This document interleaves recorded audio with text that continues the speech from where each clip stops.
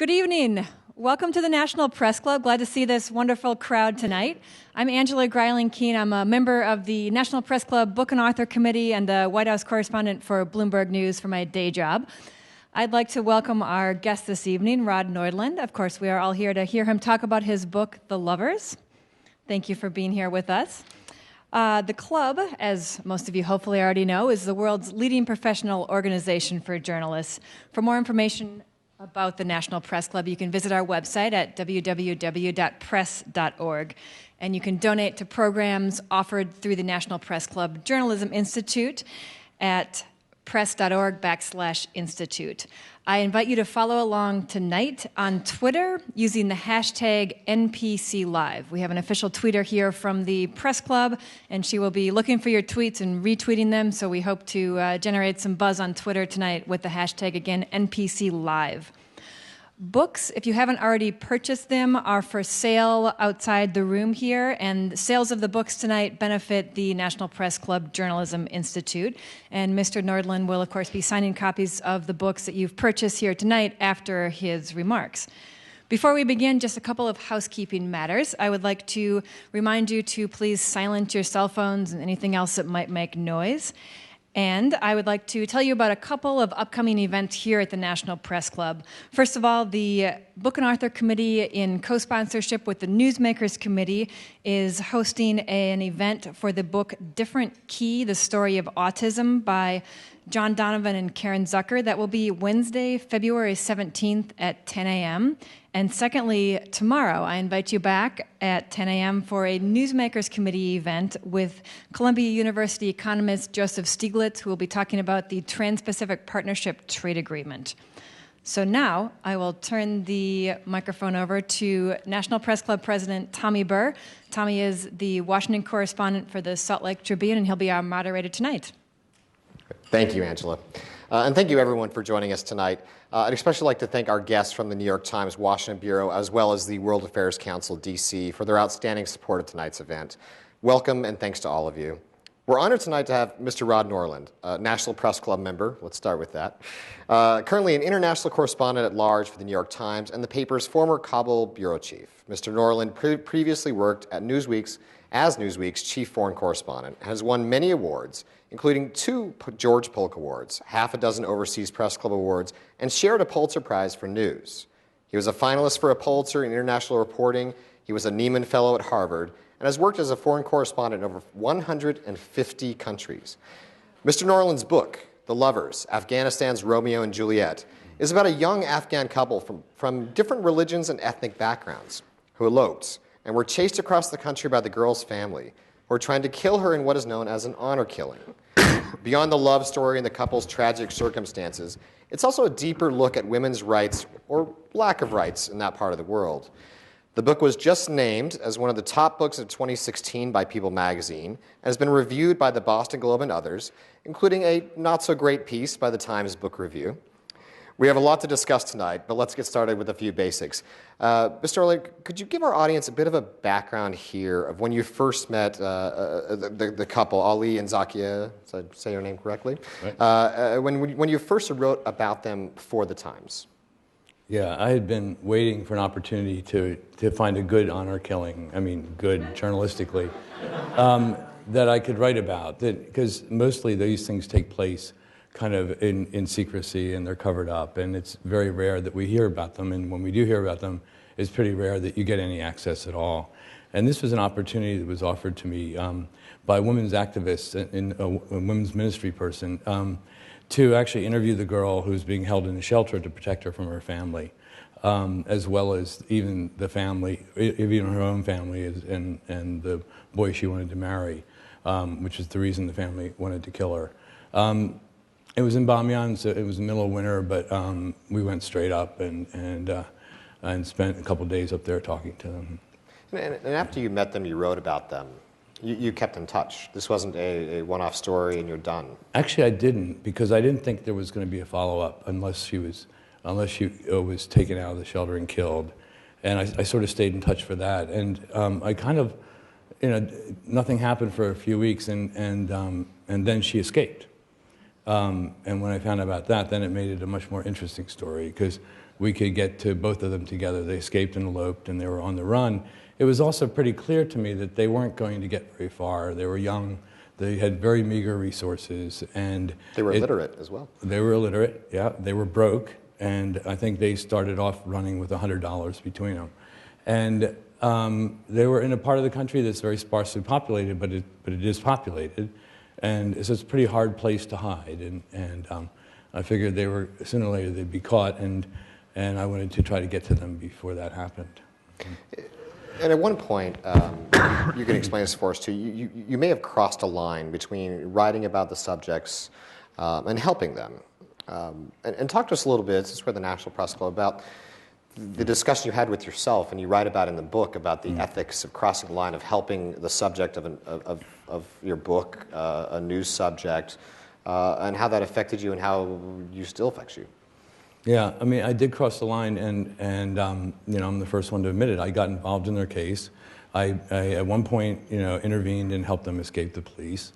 Police were after him on what were pretty clearly bogus charges of kidnapping, of him kidnapping his own wife. But still, they were criminal charges that were filed, and you know, that wasn't, you know, ethically, that probably wasn't something I should have stepped into. On the other hand, by pursuing them myself, I was bringing, you know, a great deal of attention to them. You know, we travel with a pretty big entourage in Afghanistan, and it's pretty hard for us to travel in a low-key way. And there was no doubt that my pursuing them might well have helped the police reach them. So at some point, I just felt like I really didn't have a choice. I could have hung around and waited for the police to catch them and covered that story, and that would have, you know, been a good story. But it would have been sort of the end of the story for the girl, or I could step in and intervene. I think it's a little like, you know, coming across a car accident, and, you know, do you take pictures first? Do you give first aid first? And I think you just have to. There are times when you have to follow your humanity and get involved in the story. It's hopefully not a situation you're going to always find yourself in, but we as all journalists find ourselves in situations something like that. Have you faced any backlash? Have you heard any feedback from journalists or groups about that?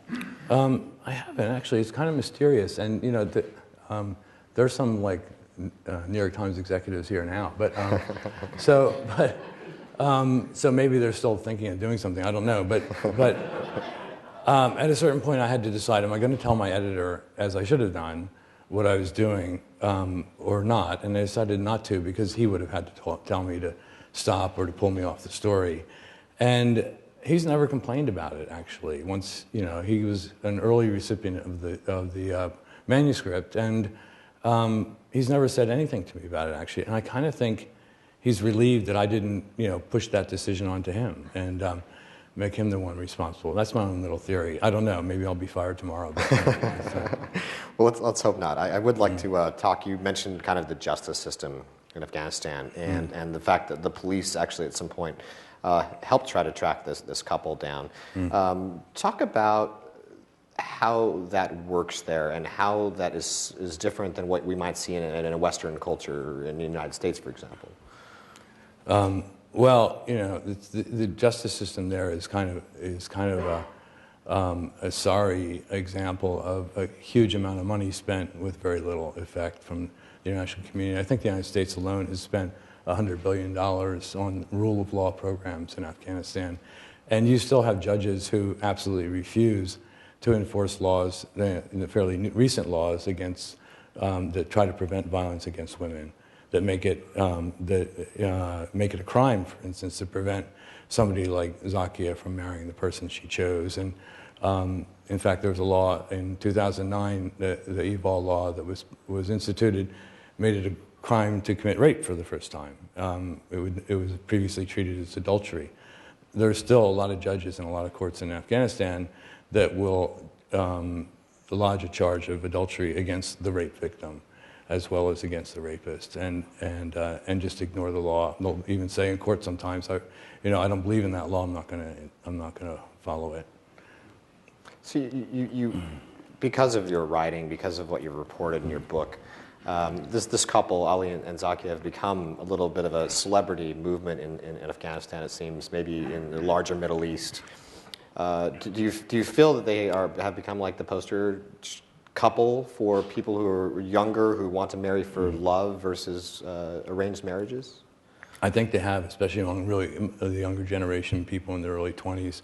I mean, it's still the norm that families and fathers especially choose who people marry, and it's still the case that the patriarchy and the mullahs preach against the idea of romantic love. But there is a younger generation that's starting to demand that right, and there are a lot of women's groups now reporting an increase in people coming to them and saying, "What are my rights? Can I, I'm in love with this boy. Can I marry him?" And that's just something that didn't happen before this case became kind of a sensation in Afghanistan as well as abroad. But on the sensation point, it also has made them easier to find. They are currently still in Afghanistan, right? Yes. Are you in touch with them? I'm in touch with them every week. Yeah, we have a system set up where we can't reach them in their house because there's no cell signal, but they go somewhere, or he does actually, and make a call. And if we don't hear from them, we send somebody to them. We have some friends in Bamiyan who'll go look after them. And mostly they stay in, though. They're staying in his family's house and not going out at all because of the risks that they still face. But you have, because of your reporting, there is some endangerment, and the fact that they've agreed to be photographed, for example, and to be part of these stories, they've endangered themselves a little bit. They're easier to find. People can look for them. Her father could find them.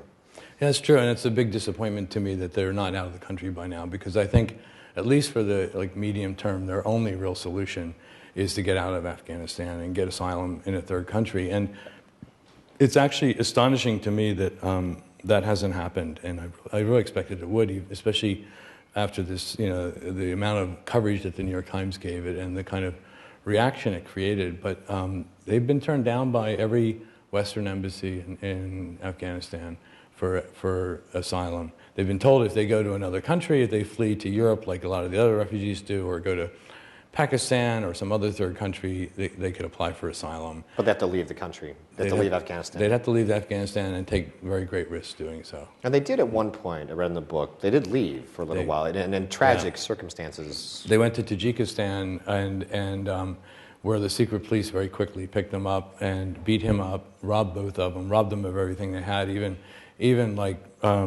touched her person, to rip jewelry off and so on, and which was, a very offensive thing to do to an Afghan woman, and infuriated him, and he tried to stop it, and then he got beaten up, and then they summarily deported him from the country, and they were kind of traumatized by that. And then at that point, Zakia was already 6 months pregnant, and at that point they decided they weren't going to do anything until after the baby was born, which was about a year and 3 months ago.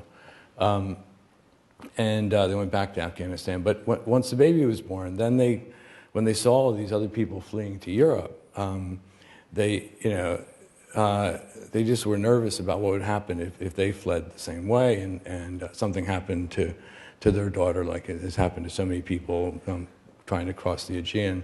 Somebody actually showed them a photograph of Aylan Kurdi, the little toddler washed up on the beach in Turkey, and they immediately kind of related that to their own child and decided, I think wisely actually, not to take those risks.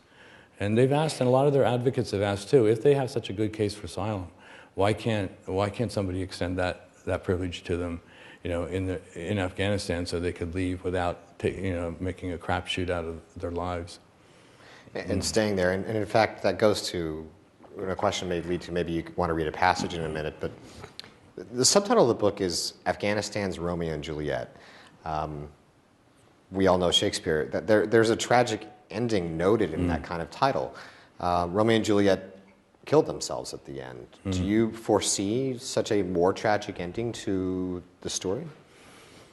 I hope not. I mean, I think there are a lot of solutions and a lot of possibilities. And actually, one of the encouraging things about this book and the book getting a fairly strong reception is that I think that might well do what newspaper articles weren't able to do, and inspire somebody or move some government to intervene in their case. And there have already been some feelers from diplomats that have kind of surprised me to see, if there wasn't some way they could revisit their case. This is a call to help in some ways. Yeah. It really is. Yeah. And then to fully answer your question from earlier about drawing attention to them, it's true. They're very recognizable people now. And the last time they took a flight within Afghanistan, people came in and asked for their autographs. They were that well known, and of course they can't write, so it was kind of an ironic moment. But and that certainly has made it really hard for them to sustain staying in hiding, staying in their own country. But at the same time, when I found them, the advocates that were working with them didn't really think they were going to last much longer. And sooner or later, the judges were on the side of her family, and sooner or later they would get her out of the shelter and take her home. And she was convinced that her family would kill her before they even got her home. So they're kind of out of prospects. And this woman that contacted me in the first place felt that this is their only shot. If we can draw enough notoriety and attention to their case, it could protect them. And I think to some degree that's been the case. But I really thought it would be over by now, and they'd be out of the country. And the Romeo and Juliet conceit kind of comes from a lot of the aspects of the relationship more than any hoped for ending. But well, could you talk about that for a second? Maybe the passage sure. I read about the actual kind of balcony scene they have, similar to Shakespeare. Yeah, sure. Do you have a passage to read, maybe? Mm-hmm. I think I have the right one. Let's see. So this is fairly on in the story. It's about how their courtship progressed. Initially, they had kind of grown up in adjoining villages, and they worked farm fields that were side by side. And so as children, they knew each other pretty much their whole lives. But once she reached puberty, by local custom, and she was separated from any men that she wasn't related to, so he never was allowed to see her after that officially. And he began conniving to find ways to see her, and eventually managed to smuggle cell phones to her. And for a long time, their courtship was done, like it is with lots of lovers in Afghanistan, actually, by cell phone. And eventually they progressed to, he would start sneaking over to her house in the early hours. And part of this is being illiterate. He's not reading poetry. He's not reading poetry, but he's reciting it. And an awful lot of the popular music in Afghanistan is inspired by Persian literature and Persian poetry. And a lot of the lyrics, even of popular music, are drawn from that. And so he would listen to these songs and memorize the lyrics and then recite them to her. And as her father actually told me at one point, before he stopped talking to me, he accused Ali of seducing his daughter by telling her love stories, and that's sort of what happened actually, and she was pretty receptive to it. So this is as the relationship's getting pretty far along, and it's takes place late at night, and if I have glasses. That'd be a good start. I could read it for you if you need me to. I do have glasses somewhere. Yeah, here we go. Sorry.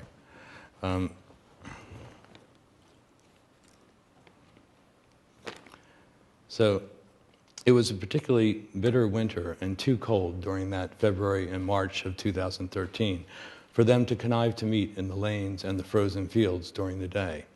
Instead, he resorted to secretly visiting her home at night. In those days, he had taken a temporary laborer's job at a construction site, working a night shift that finished at midnight, and he would come over afterward when the lanes were deserted and the homes all dark. There was a walled vegetable garden outside the window to Zakia's room, where Ali would stand and call to her, as quietly as he possibly could, because she shared the room with the other girls and young boys of the family. Excuse me. When she heard him, she would steal out of the house and climb to the flat roof, where she could look down into the garden and they could talk in whispers. The garden was barren in winter. About a dozen leafless apricot and apple trees lined the mud brick walls and surrounded long rows of tilled earth, now frozen hard. In one corner was a pair of ragged bamboo cages in which Zakia's father kept his partridges, used in the Afghan version of cockfighting, when he could afford them. A small brook had been diverted to enter a hole at the base of the garden wall, exiting through the opposite wall. Ali's 2 or 3 a.m. visits to the garden became regular occurrences, even on the coldest of nights. But at first, she would not come down to join him. It was dangerous for both of us, and it was so hard, he said. I would wait outside her house sometimes, under a rainy sky, sometimes snowing, sometimes so cold she was concerned about me in the bad weather. I was always so frightened, she said, that he would be caught, and so worried for him. On one particularly cold night, Ali stood in the garden, dripping wet from a frigid rain that had turned to icy snow, and recited famous lines from a poem by the 12th century Iranian poet Malak Oshwara Bahar. 20th century Iranian poet Malak Oshwara Bahar, which have made their way into Afghan pop music. Love is a nightingale pouring out his heart in song for a rose, bearing patiently the stinging lacerations of her thorns. I don't read and write, which is why I don't know any real poems by heart, said Ali, but I love hearing love poems from others and listening to them read by singers. He knew that there was a world out there in which poetry existed independently of music, and he even knew a few verses from famous poems. Songs, however, he knew word for word. Memorizing the words from music was easy, and he did not need to read anything. Often he wasn't aware of the lyrics' roots in written poetry, not aware that when he recited lyrics without music, he was simply reciting poetry. They were all verses to him, arrows in his quiver. Zakia's favorite singer was Mir Maftoon, an Afghan from the mountainous northern province of Badakhshan, a place more remote than Bamiyan. Long before dawn one morning, early in the still wintry spring, Ali recited one of Maftoon's verses to her as she lay prone on the flat roof of her house, her chin on her folded hands, looking down over the edge. Your 2 dark eyes are those of an Afghan, but the mercy of Islam is not in your heart. Outside your walls, I spent nights that became daylights. What kind of sleep is this that you never wake up? Touched by the verses and by his suffering in the cold and freezing herself, Zakia finally came down to join him in the garden, and so their love story became a love affair, as Ali delicately put it. He would have stayed there in spite of the intense cold on those mornings, become the first call to prayer, the subh, which came long before any sign of dawn in these highlands. People would start stirring, going to the mosque to pray, or beginning early chores in animal pens and fields. He needed to be well away from her house by then. If someone loves someone, she should have that bravery to do whatever has to be done, Zakia said. For a long time, I was thinking about it and thinking about doing this, and why should I regret it now? That poem moved me. It increased my courage. Those days were so cold, and he was coming to meet me anyway, even though I told him not to come, because the weather was very cold. And he came anyway, and then he recited this poem. It was only a matter of time before they were caught. Ali slept in the same room with his older brother Ismatullah, and his nocturnal escapades did not escape notice. What are you doing? Ismatullah yelled at him. I know what you're doing, and it's crazy. One night, Ali went out at 3 a.m. to meet her. Zakia, John, and I were in the garden, and we must have stayed too late because her mother saw us. She didn't recognize me, because at night I would wear different clothes. I wore a hat at night, which I never did during the day. He ran for the far garden wall and scampered over it in a bound. Who was out there with you? Sabsa demanded of her daughter through the window. Zakia replied that she had woken up early to grind flour, and there was a farmer in the garden who begged for bread, so she went out to give him some. It was an unlikely story, and Sabsa did not believe her. Come back inside, you dead father's daughter, Sabsa hissed at Zakia. Dead father's daughter. The curse cut deep. Of course her father was still alive, but few things were worse in Afghan society than the suggestion that a daughter might have no father to determine the rest of her life for her. Okay. Thanks.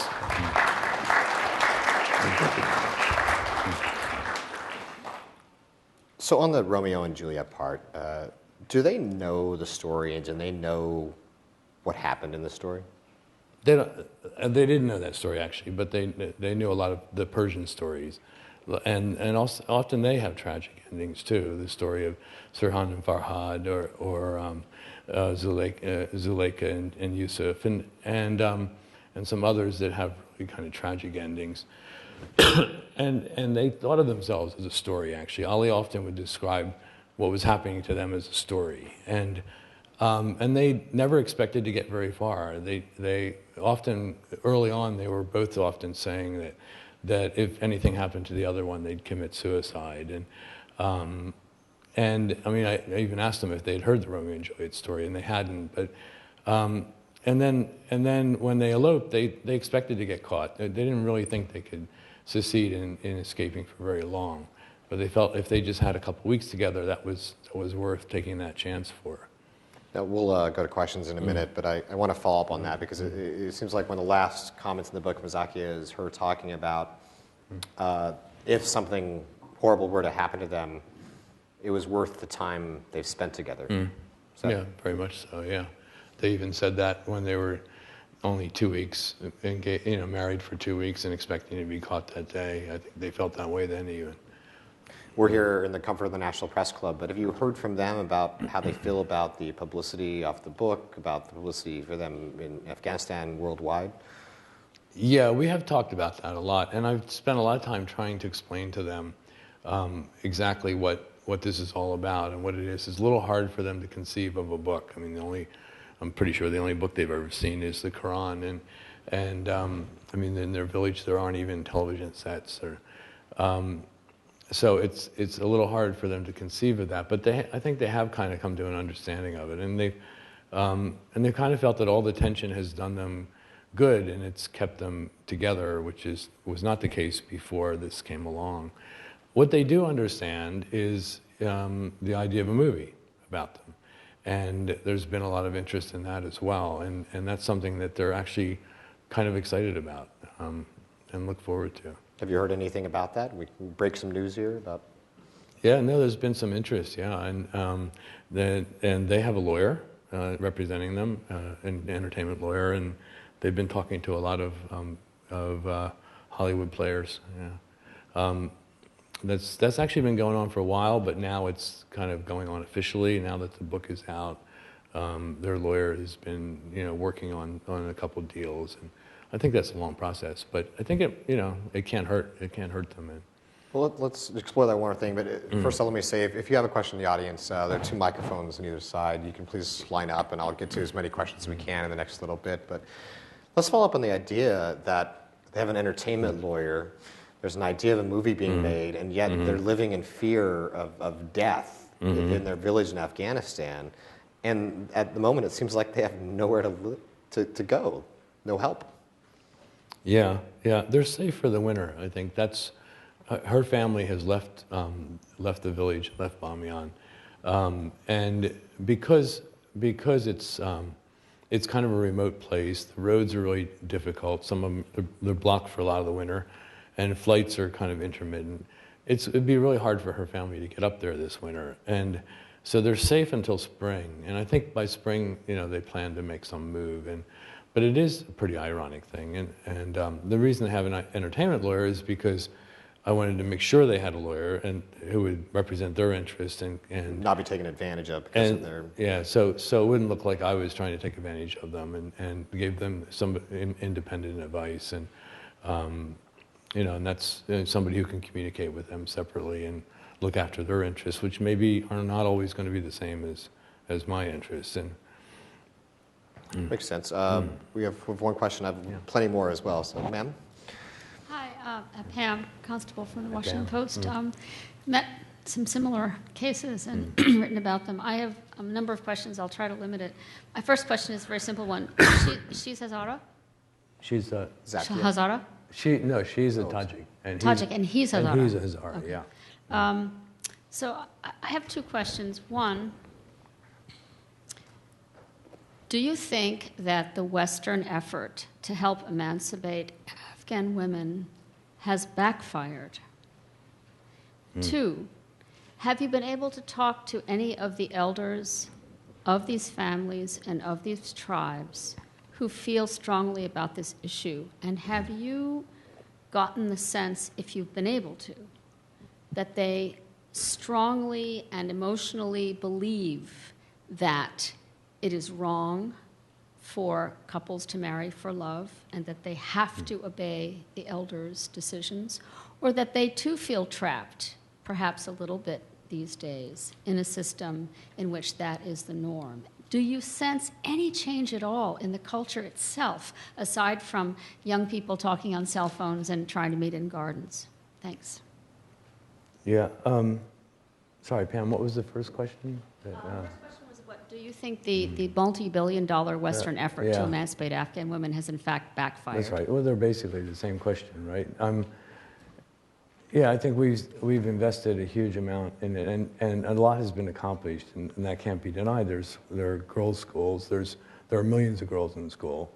There have been a lot of there are women in the workplace, and there are some rights for women that didn't exist before our efforts. But with all that, Afghan women are still worse off than women in any other country in the world, by almost any metric that you apply, and whether it's longevity or maternal mortality or the ability to choose their own spouse. And I have talked to elders I've talked to all the brothers and the father in Zakia's family, and to elders in their villages, and to lots of other Afghans, and they do believe very strongly that people shouldn't marry for love. But they also believe very strongly that women are property and a commodity. And a big part of the reason that Zakia's father was so angry was that she was a pretty girl and she was worth a lot of money, and he was deprived of that money because he never got a bride price.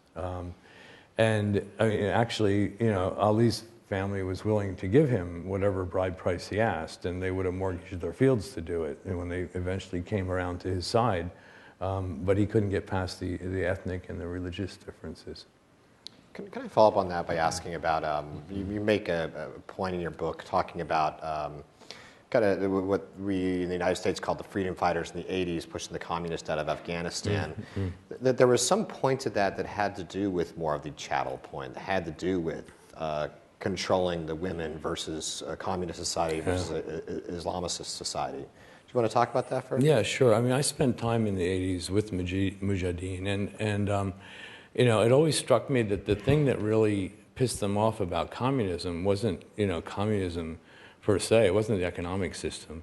It was the rights that they extended to women. It was, the fact that during the communist period, for a time there were more women in work, more women in schools, more girls in schools, and women had more rights than they've ever had since, even in the current period. Women could divorce, their husbands during that time, and that infuriated the Mujahideen. And I think it was a much bigger driver of their attack on the communists and the Soviets.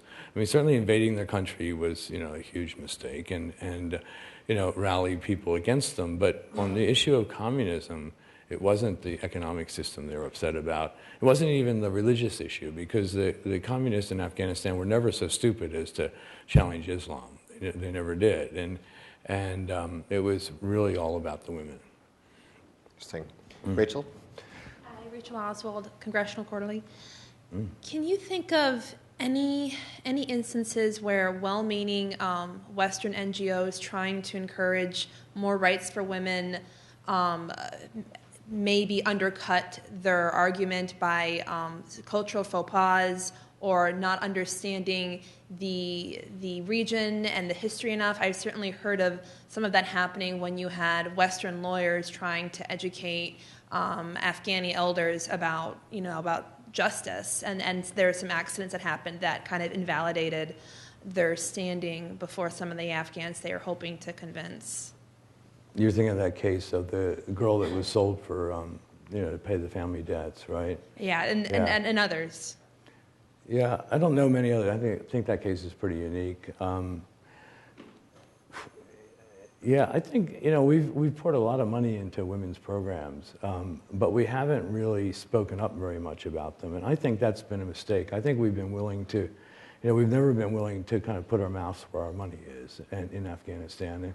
And it felt that challenging traditional customs and even abusive traditional practices is somehow contravening Afghanistan's sovereignty, and that we should leave those issues alone and sort of quietly work to try to empower women through programs and all. And I don't think you can have the two of them. I don't think you can't really change that society simply by throwing money at it. You need to kind of speak up for what you believe in, and we really haven't done that. I mean, the West in general, and the many donors and NGOs and everything else. It's very rare that anybody speaks out on these issues at all.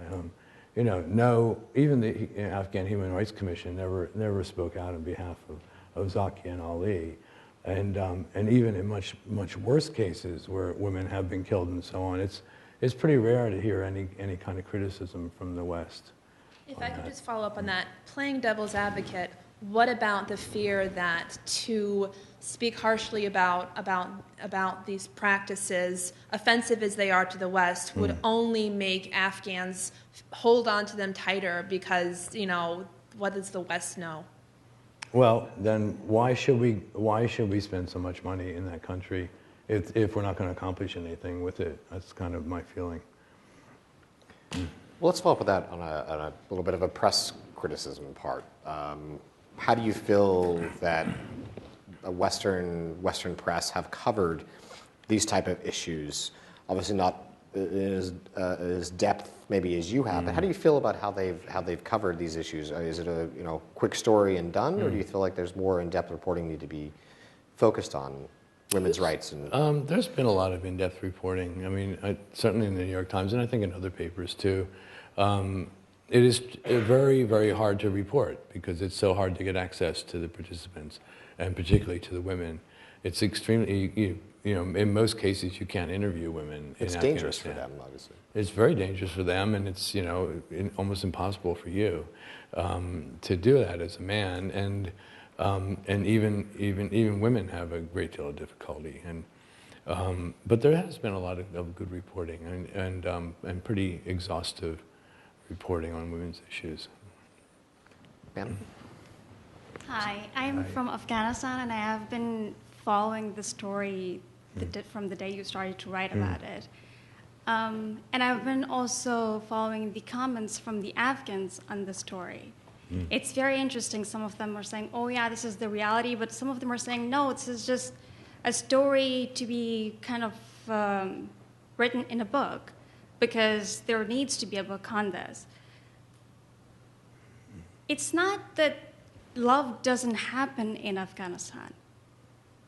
And the part that a lot of Afghans comment about the book is that it's implying as if love never happens there, as if people never kind of fall in love and marry for love.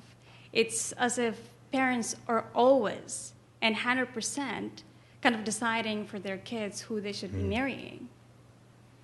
And listening to you today here as well, you're kind of saying that, well, since the story broke out, a lot of young people are kind of saying that, oh, I want to love whoever I love. Do you think it's because it's always the negative stories that has to make its way in the Western media, and to say that, oh, this couple married for love won't make it to the headlines and to a book? Thank you for your question. Yeah, that's a good question, and I don't say in the book, and I don't believe that Afghans do not fall in love, and it happens an awful lot. And I do think that a lot of young people have been kind of emboldened by their story to try to act on that. An awful lot of, if you've heard like Night of the Lovers program on Tolo Radio, is this program that it's kind of a call-in show where people call in to talk about their love affairs.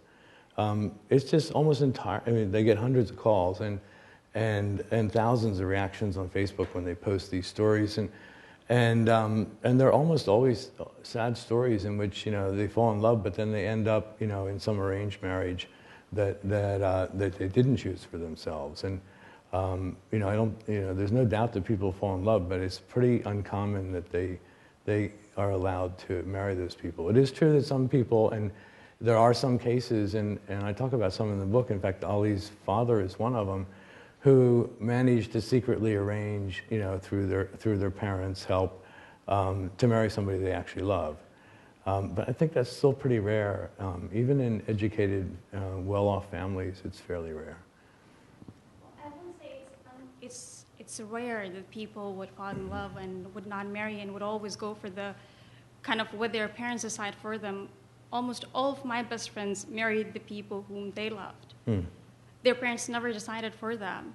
So the kind of it's a good story, and it becomes more complicated if one of the couples is kind of engaged to somebody else and they choose to marry the person they love. So that's like a more complicated case, because then that's when the family is endangered and creates a whole lot of other problems. And you probably know this very well as well. But people do, and it's not just in the recent years, for a long time, people do marry the person who they love. I'm assuming you saw that in your travels in Afghanistan and the Middle East as well. People marrying for love?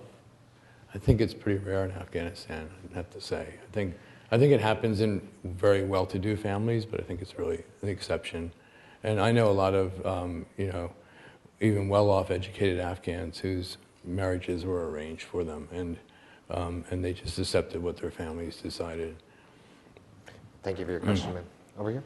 It's hard to follow a question like that. Mr. Nordland, thank you for coming tonight. I'm a professor at Georgetown University, and I have a background in human rights law and refugee work, so this is a fascinating story to me. My question to you was, now that you've written a book on this couple, you've interacted with them, you've been in touch, where do you see your relationship with them going? What's your next step? I think I kind of have to continue my relationship with them until they're at least someplace where they're going to be safe. I don't really see any other choice, and I'll just continue to do that. Cool. And what's their next step? Let's follow up on that too. I mean, you talked about their safe maybe for the winter, entertainment lawyer, possible movie thing, but they've still got to have some way out. They need a way out, yeah. That involves money, it involves a visa. Money's not a problem. There are a lot of donors who are willing to give them whatever money they need to resettle somewhere. And they would gladly step up and do that. But the problem is, they need, they've now come to a point where they just refuse to leave unless they can do it on a visa without having to risk their lives. So somebody has to give them a visa. And there are mechanisms for doing that in a lot of countries, but it takes kind of an exception to the normal practice. And so far, countries haven't been willing to do that. Yeah, I think you wrote they satisfy like 4 of the 5 for conditions for asylum. That's right. They do. But they have to touch down. And nobody doubts that they would have an open and shut case, and their case is pretty well documented. So once they got to a place where they could apply for asylum, they would get it. And sorry, quick follow-up. So do you feel the publicity has helped or will help their asylum, or do you think the publicity has drawn more attention when they could present their case and move through the system? But now all eyes are on this couple.